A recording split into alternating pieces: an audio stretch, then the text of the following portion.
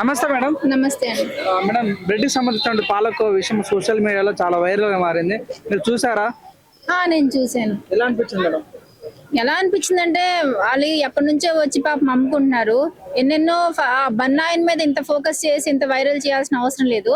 Because పెద్ద పెద్ద restaurants ఉన్నాయి, 5 స్టార్ హోటల్స్ ఉన్నాయి. చాలా రెస్టారెంట్స్ లో డీకంపోజ్డ్ అయిన మటన్ పెడతారు, చికెన్ పెడతారు, పురుగులు ఫంగస్ వచ్చినాయి ఉన్నాయి. అలాంటివన్నీ వదిలేసేసి ఇంత చిన్న బన్ పట్టుకుని ఎక్స్పైరీ డేట్ అయిందా లేదా, తక్కువ రేటుకి అమ్ముతాడని చెప్పేసి దాన్ని తక్కువ చేస్తాడు. అసలు కరెక్టే కాదు. అంటే ఆయన పబ్లిక్ ఎక్కువ మంది వచ్చి కొనాలి అన్న ఉద్దేశంతో ఆయన రేట్ తగ్గించి రీజనబుల్ గా అమ్ముతున్నారు, జెన్యున్ గా ఉండటం కోసం. దాన్ని తక్కువ రేటు మంచి కావని చెప్పేసి పేదవాడు పొట్ట ఆయన నోట్లో మట్టి కొట్టడం అసలు కరెక్ట్ కాదు. ఆయనకి న్యూస్ కావాలంటే ఎన్నెన్నో ఎవరిని చూపించుకోవాలి, అంతేగాని వైరల్ ఎక్కువ అవ్వాలి, ఫాలోవర్స్ ని పెంచుకోవాలని చెప్పేసి ఇలా చేయటం అన్నది అసలు ఎవరికి నచ్చట్లేదండి. ఇప్పుడు ఆయన అమ్మిన ఆయన ఒక ముస్లిం అని అది అంటే కావాలని కొద్దిగా మతాలకు అడ్డగడుతారు, ఏం చెప్పదలుచుకున్నారు? అంటే హిందువులు ముస్లింలు నరుక్కుని చచ్చిపోమనా అంటే ఏమి వాళ్ళు మెసేజ్ ఇస్తున్నారు ఈ మాట చెప్పి? అంటే ఇలాంటి ఇవన్నా అసలు ఫుడ్ గురించి ఆలోచించుకుంటే ఇలాంటి ఓన్లీ ముస్లిమ్సే అమ్ముతారు, హిందూస్ లో లేరా, క్రిస్టియన్స్ లో లేరా? అన్హైజీనిక్ చాలా ఉన్నాయి, చాలా హోటల్స్, చాలా రెస్టారెంట్స్ ఉన్నాయి. అన్ని రిలీజన్ వాళ్ళు అమ్ముతారు కదా, ఓన్లీ ముస్లిం నే ఫోకస్ చేయటం ఎందుకు? హిందూస్ లో లేరా? చాలా మంది ఉన్నారు, చాలా రెస్టారెంట్స్ ఉన్నాయి, క్రిస్టియన్స్ కూడా ఉన్నాయి, వాళ్ళు కూడా చాలా మంచి పెట్టట్లేదు. సో ఆయన ఓన్లీ ముస్లింలే అంటామంటే హిందూస్ కి ముస్లిం మతాలు కొట్టుకుని చచ్చిపోండి, తల నరుక్కుని చచ్చిపోండి. ఇంకోసారి ముంబై సినిమా తీయండి చెప్తాను. ముంబై సినిమా చూసారా? అందులో హిందూ ముస్లిం మీరు ఇంకా పుట్టుండరులే అప్పటికి. హిందువులు ముస్లింకి ఇలాగే మాట పెరిగేసి మాది గొప్ప అంటే మాది మొత్తం నరుకుని సిటీ అంతా శ్మశానం లాగా. అలాగే మళ్ళీ సిటీని అలా చేయాలని చూస్తున్నారా మీడియా వాళ్ళు? అంటే ఆయన అడగడం తప్ప, ఎందుకంటే మ్యానుఫ్యాక్చరింగ్ ఎక్కడ వేసిలో తెలియదు, ఆయన ఆధార్ కార్డు లేదు అంటే అడగడం తప్ప అని చాలా మంది కూడా అంటారు. దానికి మీరేం చెప్తారు? అంటే 10 రూపీస్ మనకి ఆధార్ కార్డు, మ్యానుఫ్యాక్చరింగ్ పెద్ద ఫ్యాక్టరీ ఉంటే ఆయన 10 రూపీస్ కి ఎందుకు అమ్ముతారు? ఎందుకు రోడ్ మీద కూర్చొని అమ్ముతారు? మనం మామూలుగా అక్కడే కాకుండా రోడ్ మీద కూడా చిన్న చిన్న వ్యాన్స్ అమ్ముతారు కదా. అంత పెద్ద ఫ్యాక్టరీ ఉంటే ఆయన చిన్న వ్యాన్లు ఎందుకు అంటారు? వాళ్ళు ఎకనామికల్ గా పూర్ అలాగే అమ్ముతారు. సో దానికి ఇంకేం చూపించాలి వాళ్ళకి? డేట్స్ అప్పుడే తయారు చేసి వాళ్ళు చిన్న కవర్లు వేసి అమ్ముతున్నారు. స్టిక్కర్లు వాటికి మళ్ళీ మనీ బడ్జెట్ పెట్టాలి కదా. స్టిక్కర్లు, మ్యానుఫ్యాక్చరింగ్ డేట్ అంటే దాని కూడా స్టాంప్స్ అని అవన్నీ ఇవన్నీ ఉంటది. అవన్నీ పెట్టుకోలేక కూడా కొంతమంది డైరెక్ట్ గా సేల్ చేస్తారు, మంచి అయినా కూడా. సో కొద్దిగైనా మనం మీడియాలో మాట్లాడుతున్నామంటే జనాల నోట్లు మట్టి కొట్టేలాగా ఉండకూడదు, కొద్దిగా కామన్ సెన్స్ ఉండాలి. ఒకసారి మనం పోస్ట్ చేస్తామంటే అది ఎవరికి ఇబ్బంది పెట్టకుండా మంచి అయితేనే చూపించాలి.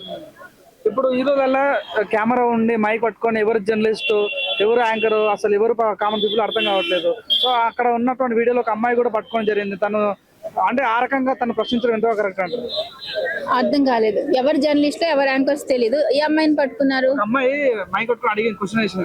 తను అసలు యాంకర్ కాదు, జర్నలిస్ట్ కూడా కాదు. ఆయన అంతగా రీల్స్ గురించి అండి, రీల్స్ గురించి. యాంకర్ కాదు, జర్నలిస్ట్ కాదు, రీల్స్ గురించి. ఈ రోజుల్లో యాంకర్స్ జర్నలిస్ట్ కాదు, కామన్ పీపుల్ కూడా రీల్స్ చేసి ఇన్స్టాలో అట్లా, మరి ఇన్స్టా అయితే మరి అందులో బాగా స్పీడ్ గా వెళ్ళిపోతాయి. అందరు రీల్స్ ఫాలోవర్స్ పెంచుకోవడం కోసం కూడా చేస్తున్నారు. సో వినేవాళ్ళు గుడ్డిగా వాళ్ళేదో రీల్స్ పెట్టారు, పోస్ట్ చేశారు కదా అని కొంట మానేయకూడదు. వాళ్ళు కూడా కొద్దిగా ఆలోచించాలి. ఇప్పుడు ఆయన పరిస్థితి ఎలా ఉంటుంది అంటారు? ఎందుకంటే ఇప్పుడు ఆయన చాలా నెగిటివ్ చేశారు కాబట్టి ఆయన బిజినెస్ ఏమైనా పడిపోయే ఛాన్స్. ఫాల్స్ ఎలిగేషన్ స్ప్రెడ్ చేస్తున్నారు. అంటే 10 రూపీస్ లేదంటే తక్కువ 20 or 10 or 25 what ever it may be price తక్కువే కదా, మంచిది కాదు కదా అని ఎలా మనం సర్టిఫై చేస్తాం? అలా అనుకుంటే చాలా సూపర్ మార్కెట్స్ ఉంటాయి. మోర్ ఉంది, రత్నదీప్ ఉంది, విజేత, చాలా సూపర్ మార్కెట్స్, నేమ్స్ నేను చెప్పలేను. ఆ అన్నిట్లో కూడా మనం ఏదైనా కొనాలంటే చాలా ఎక్స్పెన్సివ్, రేట్ ఎక్కువ ఉంటుంది కాస్ట్. మా డిమార్ట్ లో ఆయన హెవీ డిస్కౌంట్ ఇస్తున్నారు కదా. హెవీ డిస్కౌంట్ ఇస్తే అవన్నీ చెడ్డయ్యానా? జనాలు క్రౌడ్ విపరీతంగా వెళ్తారు, డిస్కౌంట్ ఇస్తే జనం ఎక్కువ వస్తారు కదా. అందుకనే అందులో హెవీ డిస్కౌంట్ ఇచ్చడం చెడ్డే అవుతాయి, అవ్వు కదా. మనందరూ వెళ్ళి కొంటాం, మేము కూడా కొంటాం డిమార్ట్ లో. అలాగా బన్న ఆయన తక్కువ రేటుగా అమ్ముతున్నాడు, మంచి కావని అంటాం అన్నది సర్టిఫై చేయడం కరెక్ట్ కాదు. అండ్ దాన్ని పోస్ట్ లో వైరల్ చేయడం కూడా కరెక్ట్ కాదు. ఆయనకు అంతనే చేతనైతే చాలా హోటల్స్ లో, నెక్స్ట్ గవర్నమెంట్ హాస్టల్, రీసెంట్ గా కూడా కొన్ని న్యూస్ చూపించారు, కుళ్ళిపోయిన వెజిటేబుల్స్ గవర్నమెంట్ హాస్టల్ గర్ల్స్ పెడుతున్నారు. గర్ల్స్ అందరూ వెళ్ళి మీడియా వాళ్ళని పిలుచుకొని చూపించారు. ప్రైవేట్ ఆటలో కూడా అంతే, ఫీజులు తీసుకుని కూడా డీకంపోజ్ అయ్యి పెడుతున్నారు. ఇలాంటివన్నీ చూపించుకోవచ్చు. 5 స్టార్ హోటల్స్ ఉన్నాయి. అంటే స్ట్రాంగ్ ఎవరైతే ఫైనాన్షియల్ గా స్ట్రాంగ్ ఉన్నారో వాళ్ళు మళ్ళీ ఏం కేసులు వేస్తారా, ఏం జరుగుద్దా అని చెప్పేసి భయం వేసేసి ఇలాగా పేదోళ్ళు అయితే ఏమి చేయలేరు, ఏం అడగటం వాళ్ళ వల్ల కాదు, అంటే వాళ్ళు ఫైనాన్షియల్ గా వీక్ కదా, అలా అవన్నీ చేయలేరని చెప్పి అన్న ఉద్దేశంతో వాళ్ళు అలా చేస్తున్నారు. గతంలో కుమార్ అంటే తను ఒక బిజినెస్ చేసుకునేది, ఈ రకంగా మీడియా ఎఫెక్ట్ అయ్యి తన బిజినెస్ కూడా కొన్నిసార్లు ఇబ్బంది పడాల్సిన పరిస్థితి వచ్చింది.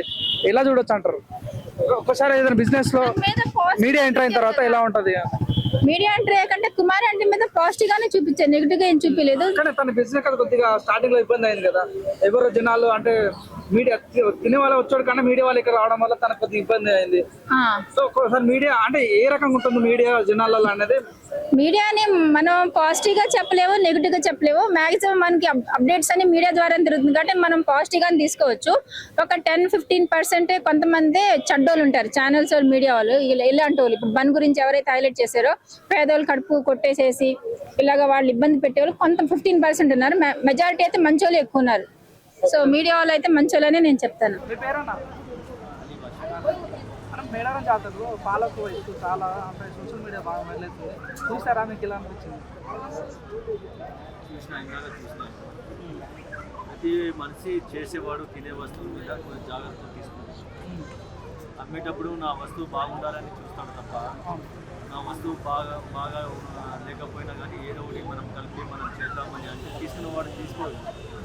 బాగుంటేనే కదా తీసుకునేది, కస్టమర్స్ వచ్చేది బాగుంటేనే కదా. మన నేమ్ పెరగాలని మేము నాణ్యమైన వస్తువుని మేము చేసి అమ్ముతాం. దానికి వచ్చి నెగిటివిటీ చేస్తే మీరు మనసులో చెయ్యాలని అనిపిస్తుంది. పెద్ద పెద్ద షాప్లో పెద్ద పెద్ద దుకాణాలు వాళ్ళకి అడగండి, పుట్ట కోసం వచ్చి చేసుకున్న వాళ్ళ మీద పడితే, వచ్చేది ఏంది?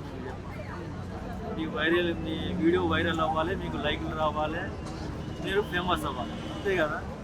అది వేరే దాని మీద పెట్టండి ఫోకస్. నా చిన్న వ్యాపారం మీద పెడితే నీకేమొస్తుంది? ఇంక ఇంత రాజంత్రం దేనికి? ఏదో నేను పుట్ట కోసం నేను వచ్చిన జాతరలో అమ్ముకుందామని నేను వచ్చినాను. ఇవాళకి అయిపోతుంది, రేపటి అయిపోతుంది. ఇవాళ కాకపోతే పాలకోవా రేపు అమ్ముకోవచ్చు, ఎల్లుండి అమ్ముకోవచ్చు. స్వీట్ షాప్లో వారానికి 10 రోజులు అట్లనే ఉంటున్నాయి.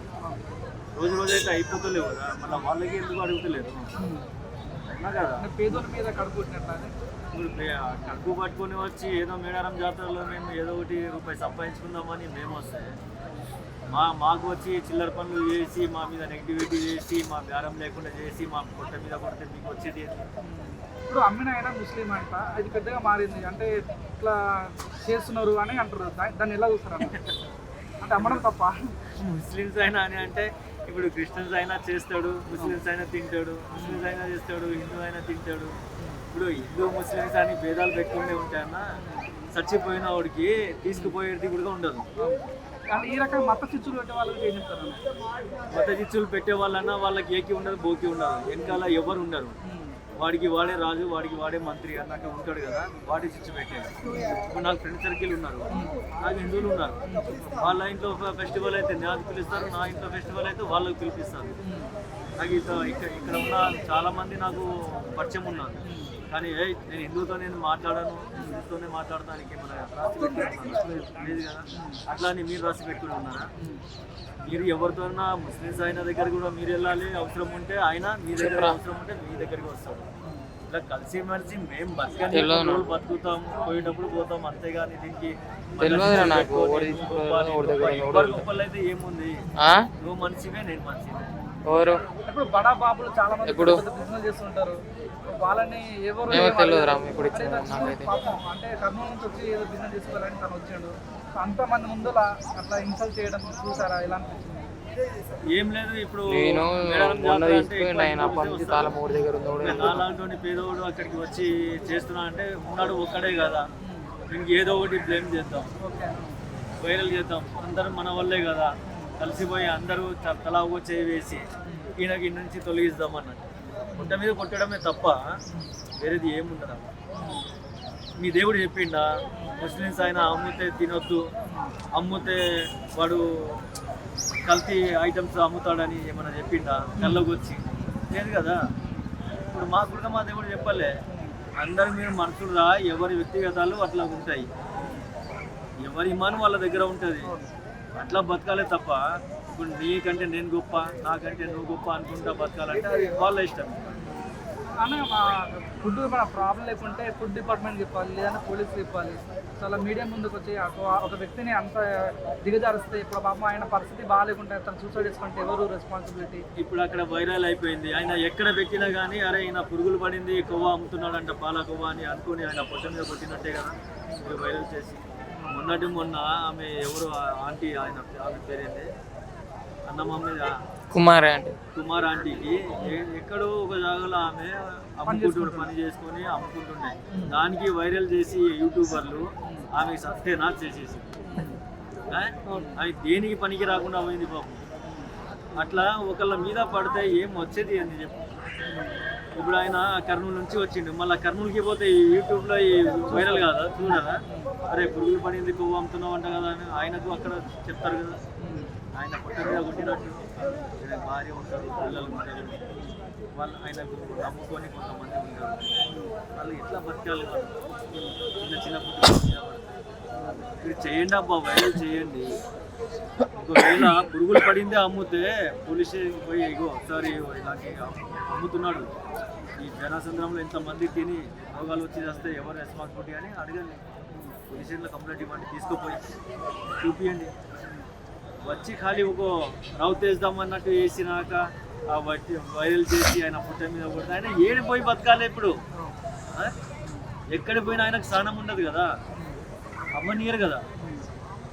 తెలిసిన వాళ్ళందరూ అడుగుతూనే ఉంటారు. ఇక అయినా నేను చెప్పదలుచుకున్నది ఇదే, ఎవరు పుట్ట మీద కొట్టే ప్రయత్నాలు చేయొద్దు, ఎవరికి చేయొద్దు. ఎవరు హిందూ కానీ ముస్లిమ్స్ కానీ క్రిస్టియన్ కానీ సిక్కు కానీ మనమంతా మనుషులమే, ఒక మనుషుల్లాగా బతకాలి అంతే. ఈ చిచ్చు పెట్టాడు, ఒకళ్ళు చూసి ఒకళ్ళు ఎగురుడు, ఇది ఒకళ్ళు కాకపోతే ఒకళ్ళకు లాసే. ఇది నాకు ఈరోజు అవ్వచ్చు, రేపు నీకు అవ్వచ్చు. దేవుడు అనే వాడు చూస్తూనే ఉంటాడు కదా.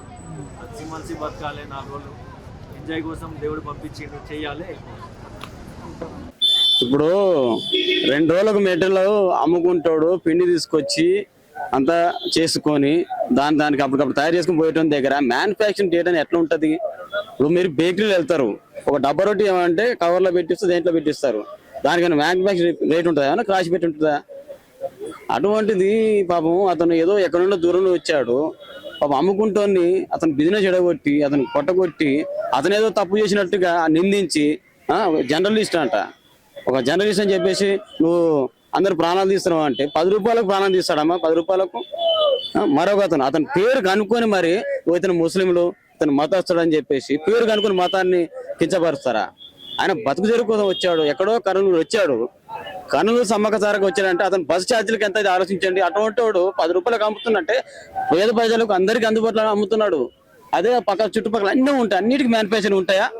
ఒక హోటల్కి వెళ్తారు, ఒక హోటల్కి వెళ్తే మీరు ఆర్డర్ ఇస్తారు, వాడు ఎప్పుడో పట్టి పెట్టుంటాడు, పిండో ఏదో పెట్టుంటాడు, తయారు చేసి ఏదో వాసన వస్తుంది, ఇది వాసనతో మీరు పక్క పెడతారా కానీ ప్రశ్నిస్తారా? మీరేమన్నా ప్రశ్నించారు, ఎందుకంటే మిమ్మల్ని అక్కడ కొడతారు కాబట్టి, మీరు ప్రశ్నించారు మిమ్మల్ని కొడతారు కాబట్టి, గేట్ తరిమేస్తారు కాబట్టి. అదే పేదోడు కాబట్టి నిజాయితీగా ఆయన తినమంటే అతను నిజాయితీగా ఉండి ఎక్కడికి పారిపోలేక, అదే దొంగ అయితే పారిపోవు, వదిలిపెట్టి దొంగ అయితే పారిపోతాడు తెలుసా. అతను పారిపోలేక నిజాయితీగా నిలబడి తన చేసిన డబ్బులు తింటూ ఇది నిజమో అది అబద్ధం కాదు, ఇది కల్తీ కాదని నిరూపించాడు. అటువంటి మనిషిని పట్టుకొని నేను అతను బిజినెస్ పరంగా, అతను పట్టకూటి పరంగా, ఎక్కడుండో వచ్చినా అతను డబ్బులు ఖర్చు పెట్టిన పరంగా మీరంతా నష్టపరించారు. అటువంటి మాటలు మాట్లాడి అసలు జర్నలిస్ట్ అంటారు మీరు. అసలు జర్నలిస్ట్ దేనిపైన పనిచేయాలి? జర్నలిస్టులు దీనిపైన పనిచేయరు, పేదవాళ్ళపై పనిచేయరు, అక్రమాల పైన పనిచేస్తారు, అన్యాయం జరిగితే వాటిపైన పనిచేస్తారు, వాటిని ప్రశ్నించారు. ఇటువంటి పేదల దగ్గర రాగానే ఇది 10 రూపాయలకి ఏందో అమ్ముతున్నావు, ఇది నీకు ఎట్లా వచ్చింది, నువ్వు ఏడ తయారు చేసినావు అంటే అవన్నీ చెప్తాను. మ్యానుఫ్యాక్చర్ చెప్తాడు, పని చేసుకుంటాడు, తయారు చేసి మ్యానుఫ్యాక్చర్ చెప్తాడు. మరి GST కట్టి అని కట్టి మరి అతనికి మ్యానుఫ్యాక్చరింగ్ కంపెనీ పెట్టేయండి, మరి అన్ని అట్టే తయారు తీసుకొస్తాడు. మరి 10 రూపాయలకి అమ్మేదాన్ని కూడా అది మ్యానుఫ్యాక్చరింగ్ డేట్ ఉందా? అతని పేరు అడిగి ఇతను ముస్లిము, మన హిందువులు చంపడానికి వచ్చిండు, ఇవన్నీ ఏమిటికి పనికిరాని మాటలు మాట్లాడి అతను కొట్టగొట్టారు. అసలు మీకు కొన్ని కనీసం లోక ఆలోచన ఉందా? 100 మంది 1000 మంది కోట్ల మంది ఇతను ఒక్కడు దొరికాడా? వేరే వాళ్ళు అమ్ముతలేరా? బొమ్మలు ఇవన్నీ తయారు చేసి అమ్ముతలేరా? అంటే అడగడం తప్ప అన్న, అంటే క్వశ్చన్ అడగడం తప్ప. మ్యానుఫ్యాక్చరింగ్ ఒకవేళ ఆ బ్లడ్ ఖరాబ్ అయి ఉంటే ఏమైనా అయితే ఎవరు రెస్పాన్సిబిలిటీ అంటే అడగడం తప్ప. జర్నలిస్ట్ గా ఉండి తిని చూపించాడు కదా, ఇది కల్తీ కాదు, తిని చూపించాడు. 10 రూపాయలు తయారు చేసి నా పొట్టగుట్టుకు 1000 కొడితే కొనని చెప్పి పేద ప్రజలు కొంత చెప్పి 10 రూపాయలకు అమ్ముతాడు తప్ప. 10 రూపాయలు ఆధార్ కార్డు లేదు, మరి ఎక్కడి నుంచి వచ్చా అనుకోవాలి? ఆధార్ కార్డు ఆడామా? ఆధార్ కార్డు తిరుగుతాడు, డ్రైవింగ్ అంటే డ్రైవింగ్ లైసెన్స్ పెరిగి తిరుగుతాడు. తన దగ్గర ఆధార్ కార్డు ఎందుకు ఉంటుందండి? డ్రైవింగ్ లైసెన్స్ ఉంటుంది, బండి ఉంటుంది. ఇప్పుడు ఆడామైనట్టుగా ఆధార్ కార్డు అంటే ఏమడతాడు చెప్పండి? అన్ని రకాలుగా అతన్ని హింసించారు, అతని పొట్టకూటి జీవనాధారమైన పొట్ట కొట్టారు, అసలు అతన్ని అన్యాయం చేశారు. ఆ రోజు ఎంతో కొంత సంపాదించుకుని ఇంటికి పోయేటోని పట్టుకొని ఎంతో అవమానాలకు గురి చేసి తన ఊర్లో కూడా ముఖం చూపించుకొని కూడా చేశారు. ఇటువంటి పనులు మీరు జర్నలిస్ట్ అని పేరు పెట్టి చేయకండి. ఏదో మీ యూట్యూబ్ ఛానల్ కోసం ఏదో మైకులు పెట్టి అతనికి ఇంగ్లీష్ వస్తుందా అమ్మా? ఇంగ్లీష్ వస్తుందా? పని చేసుకుంటానికి చేతిలో 10 రూపాయలు సంపాదించుకుంటే 10 రూపాయలు అమ్ముకుంటాను, న్యాయంగా అమ్ముకుంటానికి ఇంగ్లీష్ వస్తుంది. ఏంటమ్మా అడిగటానికి కానీ అడుగుతానికి కొంచెం ఆలోచన ఉండాలి. ఇటువంటి కడుపులు కొడతారు. మొన్న ఏదో మహాకుంభమేళ పోయిర్రు, పూసలు అమ్ముకున్న దాన్ని ఆ పూస కానీ ఎక్స్పైరీ డేట్ ఉన్నది. పూత పూస వేసుకొని పూసలు పూత అమ్మదాన్ని తీసుకొని ఫేమస్ చేస్తే హీరోయిన్ చేస్తారు. దీనికి ఈయనకి ఉందా? ఏం ఆలోచించారు? ఎవరిని ఏం చేయాలో కూడా తెలియదమ్మా మీకు. అసలు మీ గురించి మాట్లాడదామంటే నాకు సిగ్గు అనిపిస్తుంది. అసలు జర్నలిస్ట్ పేరు పెట్టుకోకరి, వాడిని ఇంగ్లీష్లో మాట్లాడకరి, ఇచ్చేది ఎగిరిచారా, పేరు కాపాడరు జరా. బతుకొచ్చిన వాళ్ళు బతకనివ్వండి, అంతేగాని ఎక్స్పైరీ డేట్ ఉందా, ఆధార్ కార్డు ఉందా, ఏందమ్మా? ఒక మంచి నిజాయితీ పరుణ్ణి అన్యాయం చేశారు మీరు.